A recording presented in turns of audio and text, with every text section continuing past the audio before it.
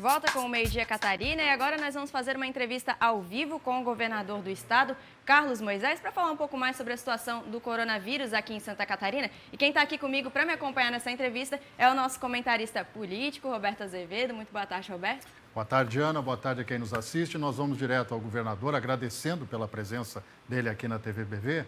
Governador, 281 casos confirmados, 5 mortes, o isolamento social foi uma decisão tomada pelo governo de Santa Catarina, uma das primeiras do país. O que o senhor avalia agora? Foi feito o necessário ou a gente pode ter uma expectativa de abertura de vários setores da economia a partir da semana que vem? Tudo bem, Roberto? Uma boa tarde a todos que nos assistem aí na TVBV. Na verdade, foi a primeira iniciativa do país mesmo. Nós estávamos monitorando com a nossa equipe da Defesa Civil e também da Secretaria de Saúde, da Vigilância Epidemiológica, o primeiro contágio comunitário. Aconteceu, a gente tomou a decisão. Acredito que é a decisão mais adequada, mais correta, e a gente vem postergando, então, esse isolamento social, mas já com um viés de flexibilização, quando anunciamos a volta de algumas atividades, como a construção civil, a parte de corretores autônomos de imóveis, trabalhando em portas fechadas. Estamos discutindo hoje à tarde, às 14 horas, discutimos ontem, às 14, os autônomos em geral, aí entra cabeleireiros, barbeiros, enfim, salão de beleza, enfim, o pessoal que trabalha em limpeza de residências. Nós estamos discutindo com o grupo econômico, juntamente com os setores representados, a retomada de alguns setores do comércio, assim como fizemos com o comércio de materiais de construção, que fecha a cadeia, desde os corretores de imóveis, o comércio e as empreiteiras. Hoje à tarde voltamos à questão dessa mesma discussão, porque a gente pretende fazer o convívio seguro, o convívio responsável com o coronavírus. Nós precisamos manter o isolamento. A ordem do governo, esta semana, que iniciou dia 1º, quarta-feira, até a semana que vem, é manter o isolamento social, mas nós precisamos, não é um ato de vontade do governo do Estado, a paralisação da economia atrapalha o próprio governo. Não é uma coisa que o governo tem vontade de fazer, mas é por necessidade essa medida. E aí a gente quer equilibrar, então, a retaguarda dessa atividade com a manutenção da vida. O senhor acredita que transporte coletivo é o próximo passo? Eu acredito que o transporte coletivo tão cedo não pode ser liberado. A gente conclui com a experiência dos outros países, em que é um grande foco de contaminação e de transferência do vírus, o transporte coletivo. A gente não consegue regular isso. A gente só permite o transporte coletivo ao retorno da atividade por setores. Então, o que é que nós elegemos no governo de Santa Catarina? O que, quando e como. O que volta a funcionar, quando volta a funcionar e o como, que é a parte mais importante. O como do transporte coletivo não é o municipal, interestadual e nem o internacional. É o transporte coletivo que leva trabalhadores de determinado setor. Esse estaria autorizado pelas empresas que operam no setor, com 50% da capacidade de passageiros sentados. O transporte coletivo aberto ao povo, ao público em geral, fica muito difícil nesse momento de abrir. Governador, uma das principais questões, né, que muitas pessoas, inclusive, questionam a gente é em relação aos testes, né? Como é a situação dos testes hoje aqui no estado? Teve até uma notificação do próprio LACEN de que não teríamos testes ali no começo da semana. Como é que está essa situação hoje? Já foi recebidos testes? Estão previstos para serem recebidos novos testes? Tanto os testes do LACEN quanto aqueles testes rápidos, né? Já tem uma data para o recebimento, um prazo? Nós já recebemos, nós adquirimos 600 pelo governo do estado e recebemos quase 5.000 do governo federal. Os testes para o LACEN já estão sendo executados. Nós tínhamos uma demanda reprimida de 1.100 casos, praticamente, de testes que estavam a ser entregues o resultado e já está funcionando. E dos testes rápidos, nós recebemos mais de 15.000 testes e também vamos direcionar esses 1.000 testes, recebemos na data de ontem, já estão sendo aplicados, inclusive, nos servidores, aqui na Defesa Civil, na parte do pessoal que trabalha em emergência com saúde, a parte de segurança pública, sistema prisional. Nós vamos distribuir para os municípios também, para os profissionais de UPAs, os profissionais de SAMU, toda a rede de segurança pública envolvendo de forma extensiva bombeiros voluntários, guardas, enfim, toda a rede que trabalha com segurança e, obviamente, que a rede que trabalha dentro dos hospitais. Então, esses servidores serão prioridade. Nós vamos começar a fazer um cálculo reverso agora.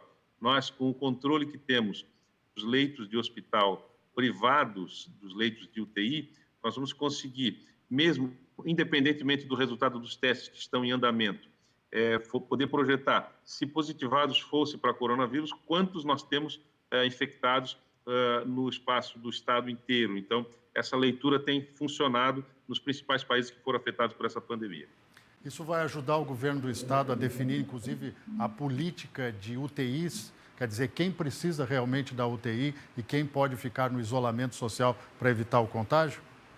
Perfeitamente, Roberto. Essa é a ideia. A partir daí, nós continuamos com a nossa programação. Hoje nós temos a programação que praticamente dobra o número de leitos no estado. Mas nós temos um ato novo, aí que estou te falando em primeira mão também, que é a aquisição pelo próprio governo do estado de leitos de UTI privados. Nós estamos comprando 10 em determinado hospital, 18 em outro, mais 10 em outro. Com isso, a gente consegue, nós temos hoje, com a suspensão das cirurgias eletivas, é importante que se diga, a rede privada de saúde ela ficou meio paralisada. E quem faz cirurgia eletiva sempre tem leito de UTI. Normalmente, o paciente em convalescência precisa estar na UTI ou, eventualmente, pode demandar de uma UTI. Então, essa atividade privada da saúde paralisou, o governo do estado está comprando, ou seja, alugando leitos de UTI na rede privada. Essa é a informação de primeira mão que eu estou lhe passando aqui. É uma ampla programação, nós temos hospitais de campanha também já em contratualização com o estado. O nosso grande desafio, e aí eu confesso por uma questão de transparência, é a chegada de tudo que a gente já comprou ao Brasil. Tem muita coisa que está sendo trancada no meio do caminho, não chega ao seu destino. Soube agora de manhã que a Bahia, o estado da Bahia, teria comprado e teria ficado num porto ainda internacional, fora do Brasil, e não deixaram chegar a mercadoria ao destino para os países daquela região, a Bahia teria comprado, o estado da Bahia. Então, a gente tem esse desafio, de produzir coisas nossas aqui, equipamentos nossos, todos os nossos empresários, uma nova linha de produção, a gente está negociando isso com a Fiesc também, para vocacionar a nossa indústria, para produzir insumos e equipamentos para atender a saúde dos catarinenses. Já que o governador falou sobre a questão dos hospitais ali, né, os hospitais de campanha, né, na verdade falando, existe então essa possibilidade de serem construídos hospitais de campanha aqui no estado? Existe um estudo já para isso ou não? Por enquanto não é uma prioridade do governo, o governo quer primeiro implementar os hospitais já existentes. Como é que está essa conversa em relação aos hospitais de campanha? Tudo simultâneo. Nós terminamos hoje, no dia de hoje, terminaremos o termo de referência para a contratação de hospital de campanha. O termo de referência diz o seguinte: o que a saúde precisa dentro de um hospital de campanha. Esse termo de referência será entregue à Defesa Civil e essa aquisição será uma aquisição emergencial pela Defesa Civil. Será entregue pela saúde à Defesa Civil. A saúde diz o que precisa. A saúde está cuidando dos próprios e também dos hospitais filantrópicos e vai montar a sua rede assistencial ali dentro com a perspectiva de dobrar o número de leitos de UTI. E a Defesa Civil irá contratar de forma emergencial também, a partir dessa definição da saúde, hospitais de campanha. Isso será feito também pelo nosso governo. Governador, uma questão que preocupa paralelamente ao processo de retomada da economia é também uma injeção de ânimo e até mesmo de recursos para que as empresas privadas consigam se reerguer. Muita gente está preocupado quando ouviu o senhor dizer que vai vetar o projeto aprovado na Assembleia que prorroga o pagamento do ICMS. O que tem de realidade nisso? Bom, a realidade é o seguinte: primeiro que nós entendemos que é o governo central, o governo federal, o governo do Brasil, que tem condições de assistir os estados, que são deficitários, e também aos municípios.